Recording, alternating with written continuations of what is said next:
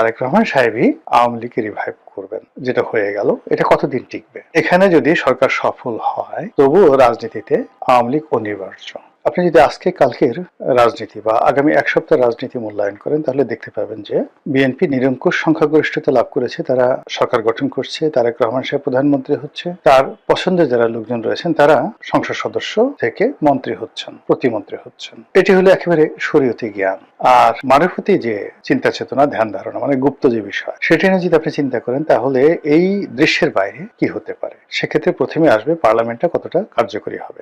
স্পষ্টতই যেভাবে সংস্কার করার কথা বলা হচ্ছে, যেভাবে সংবিধান সংশোধনের কথা বলা হচ্ছে, যেভাবে উচ্চ কক্ষ গঠনের কথা বলা হচ্ছে, তাতে করে বিএনপির একছত্র আধিপত্য থাকবে না। প্রধানমন্ত্রী হিসেবে খালেদা জিয়া, শেখ হাসিনা, তাদের যে ক্ষমতা ছিল তারেক রহমান সাহেবের তার 10 ভাগের 1 ভাগ ক্ষমতা থাকবেন না। রাষ্ট্রপতি এবং প্রধানমন্ত্রী এই দুইয়ের মধ্যে ক্ষমতার যে ভারসাম্য, সেই ভারসাম্যে দেখা যাচ্ছে যে অনেক গুরুত্বপূর্ণ মন্ত্রণালয়, অনেক গুরুত্বপূর্ণ বিষয়াদি, রাষ্ট্রীয় বিষয়াদি রাষ্ট্রপতির কাছে চলে যাবে। তো সেক্ষেত্রে প্রধানমন্ত্রীর যে একটা ইমেজ, প্রধানমন্ত্রীর কার্যালয়ের যে একটা ভাবসাব, সেটা কমে যাবে। দ্বিতীয়ত, পার্লামেন্টের 2টি কক্ষ, অর্থাৎ যেটা নিম্নকক্ষ, সেই নিম্নকক্ষে যথেষ্ট বিতর্ক হবে, ওয়াকআউট হবে, যা কিছু হবে। এবং সেখানে যেহেতু বিএনপির সংখ্যাগরিষ্ঠ, তারা চিৎকার চেঁচামেচি, টেবিল থাপ্পড়ানো থেকে শুরু করে আরো অনেক কিছু নিয়ন্ত্রণ করতে পারবে এবং তাদের স্পিকার মাইক বন্ধ করতে পারবে। আর প্রতিপক্ষ যারা আছে তারা ওয়াকআউট করতে পারবে, জামাতে যারা লোকজন আছে, আর সীমিত সময়ের মধ্যে কথাবার্তা বলতে পারবে। কিন্তু সমস্যাটা হয়ে যাবে উচ্চ কক্ষে। উচ্চ কক্ষে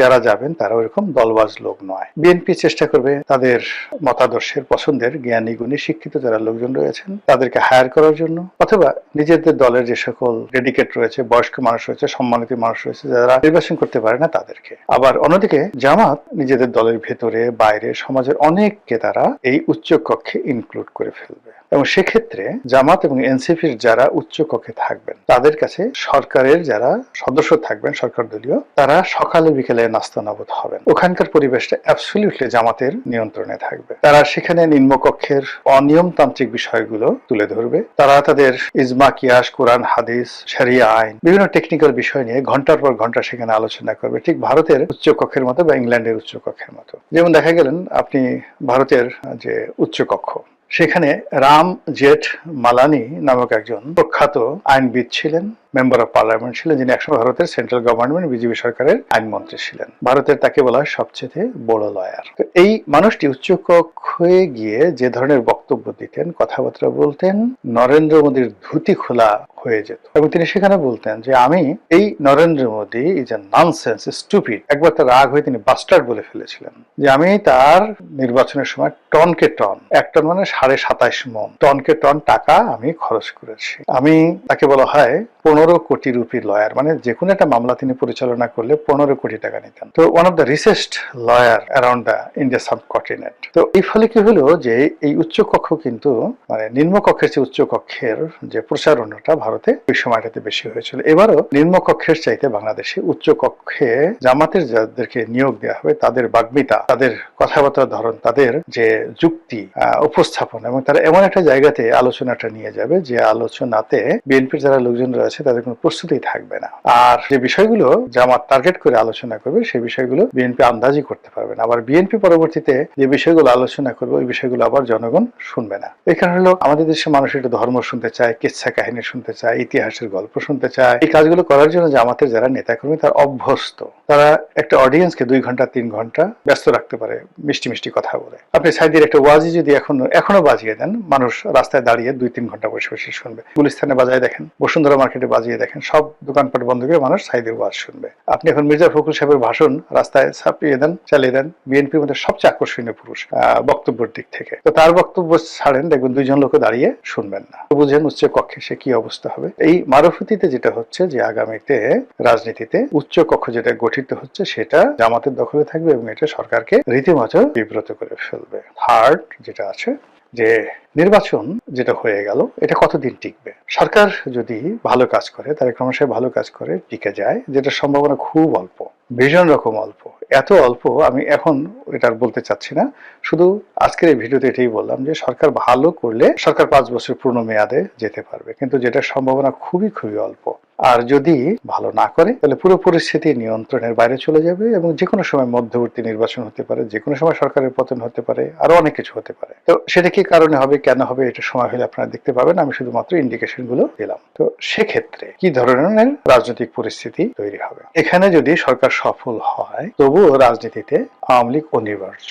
সরকারের এই সফলতার বিরুদ্ধে আরো সফল কিছু করার জন্য, জনমত গঠন করার জন্য জামাত তখন আওয়ামী লীগের দিকে ঝুঁকে যাবে। আবার যদি সরকার ব্যর্থ হয়ে যায়, ব্যর্থ হওয়ার পরে পুরো পথ ঘাট মাঠ চারিদিকে শুধু জামাত জামাত জামাত, আল্লাহু আকবার আল্লাহু আকবার, নারায়ে তাকবীর, আল্লাহু আকবার, ইসলামী আইন চাই, তারপরে আল্লাহর আইন চাই, এরকম ইনসাফ ইনসাফ, ইনকিলাব ইনকিলাব, এগুলোতে ভরে যাবে যদি সরকার ব্যর্থ হয়ে যায়। আর সেক্ষেত্রে যদি আওয়ামী লীগের বিএনপির পতন হয় তাহলে জামাত ক্ষমতায় চলে আসবে এবং জামাত একবার ক্ষমতায় আসলে পুরো কোর্স অফ অ্যাকশন রাজনীতির আলাদা হয়ে যাবে। তখন ওই পরিস্থিতিতে সরকারই আহ্বান করে, উইন্ডো তৈরি করে জামাতকে মোকাবেলা করার জন্য আওয়ামী লীগকে নিয়ে আসবে এবং বিএনপি এবং আওয়ামী লীগ সখ্যতা হয়ে যাবে। এবং সেই সখ্যতাটা যেভাবে বাংলাদেশের রাজনীতি সামাল দেওয়ার জন্য জিয়াউর রহমান সাহেব যে শেখ হাসিনাকে এনেছিলেন, তিনি তো এমনি আনেননি। এর কারণ হলো বিরোধী দল না থাকার কারণে, আওয়ামী লীগ না থাকার কারণে জামাত জিয়াউর রহমানের জমানাতে এতটা শক্তিশালী হয়ে পড়েছিল, তখন তিনি বাধ্য হয়ে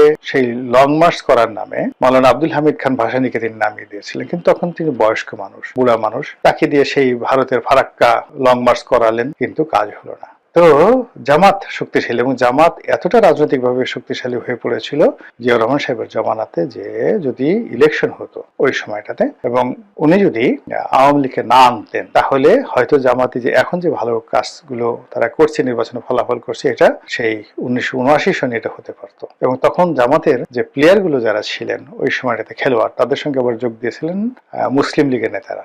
জামাত এবং মুসলিম লীগ তখন এক হয়ে গেছিল 76, 77, 78 সনে। এই 3 বছর যারা জামাতের রাজনীতি দেখেছে তারা বুঝতে পারবেন যে ওই সময়টায় তারা কতটা শক্তিশালী ছিলেন। তো সেই জামাতকে মোকাবেলা করার জন্য তখন জিয়াউর রহমান সাহেব মাওলানা মান্নানকে নিলেন। মাওলানা মান্নান একসময় সেই জামাতের রাজনীতির সাথে জড়িত ছিল, কিন্তু জামাতের সবকিছু বুঝতেন।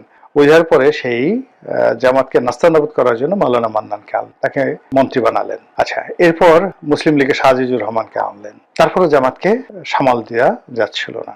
আওয়ামী লীগের অনেক নেতাদেরকে নিলেন, মন্ত্রী বানালেন, বড় বড় মন্ত্রী বানালেন। তারপরে পরিস্থিতি সামাল দেওয়া যাচ্ছিল। জামাত শুধুমাত্র এতটা বড় হয়ে যাচ্ছিল, প্রশাসন থেকে শুরু করে সেনাবাহিনী, নৌবাহিনী, বিমান বাহিনী, সব জায়গাতে শুধু জামাত জামাত। এই যে এখন যে অবস্থা ঠিক ওই রকম। তখন সে আওয়ামী লীগকে রিভাইভ করলেন জিয়াউর রহমান সাহেব। দেখেন ইতিহাস ঘুরে ফিরে আবার আসে। সেই 79 সনে বা 78 সনে যে ঘটনাটা ঘটেছে, এই 26 সনে তারেক রহমান সাহেবের জন্য ঠিক সেম ঘটনাটা ঘটতে যাচ্ছে আরো অষ্ট ভাবে। তখন তিনি সেই যে বাকশালের মাধ্যমে যে আওয়ামী লীগ নিষিদ্ধ হয়ে গিয়েছিল সেই আওয়ামী লীগকে তিনি আবার রিভাইভ করলেন। তারপর তিনি চেষ্টা করলেন আওয়ামী লীগকে অ্যাক্টিভ করার জন্য, কিন্তু ঐক্য হচ্ছিল না।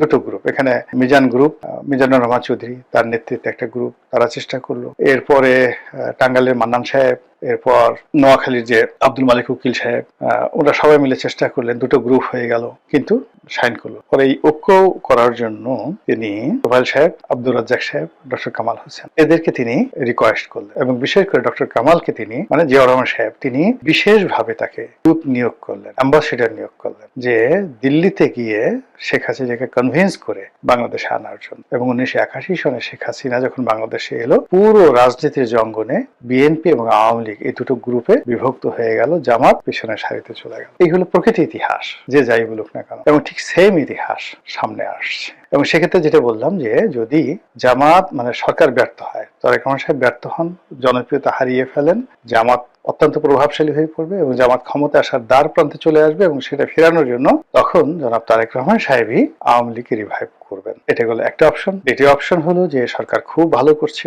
বিএনপি আবার জয়লাভ করবে, জামাত যে বিষয়গুলো নিয়ে গর্ব করে, তাদের সততা, ন্যায়পরায়ণতা, ঠিক সেম কাজটা বিএনপির লোক করে ফেলছে। তারা একের পর এক রেকর্ড তৈরি করে ফেলেছে। জামাত একা হয়ে যাচ্ছে, রাজনীতির ময়দানে তারা পেরে উঠছে না। ঠিক সেই সময়টাতে জামাত সর্বোচ্চ চেষ্টা করবে বাংলাদেশের রাজনীতিতে আওয়ামী লীগকে একীভূত করার জন্য। এই হলো স্বাভাবিক দর কষাকষি, স্বাভাবিক হিসাবপত্র ভবিষ্যতের রাজনীতির সমীকরণের বিষয়।